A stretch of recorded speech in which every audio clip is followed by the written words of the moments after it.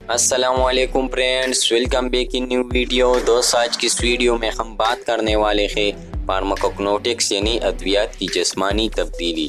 تو دوستو بات کرتے ہیں جب بھی کوئی دوائی ہماری جسم میں کسی بھی ذریعے سے داخل ہوتی ہے تو جسمانی نظام اس میں تبدیلی پیدا کرتے ہیں۔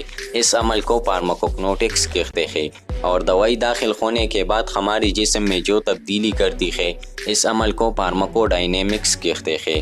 ادویات کی جسمانی تبدیلی کے عمل سے دوائی کے اثر کرنے کا عمل متاثر ہوتا ہے۔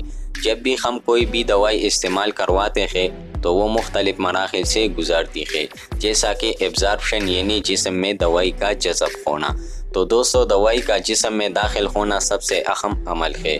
اس طرح یہ دوائی بذریعہ خون ہماری جسم میں ہر جگہ تک پہنچ سکتی ہے۔ نیکسٹ ہے دوستو ڈسٹریبیوشن یعنی جسم میں دوائی کا تقسیم ہونا۔ تو دوستو خون میں شامل دوائی کے مالیکیول ہماری جسم کے مختلف اعضاء میں چلی جاتی ہے۔ اب تیسرے نمبر پہ ہے دوستو میٹابولزم۔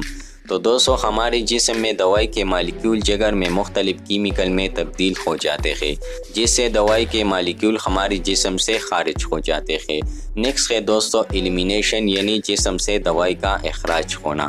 تو دوستو اس آخری عمل میں دوائی بذریعہ پیشاب یا پاخانہ ہماری جسم سے خارج ہو جاتی ہے۔ تو دوستو آج کے لیے بس اتنا ہی۔ اگر آپ میڈیکل سے ریلیٹڈ مجھ سے کوئی سوال پوچھنا چاہتے ہیں تو کمنٹ سیکشن میں پوچھ سکتے ہیں۔ نیکسٹ ویڈیو میں ملیں گے، تب تک کے لیے اللہ حافظ۔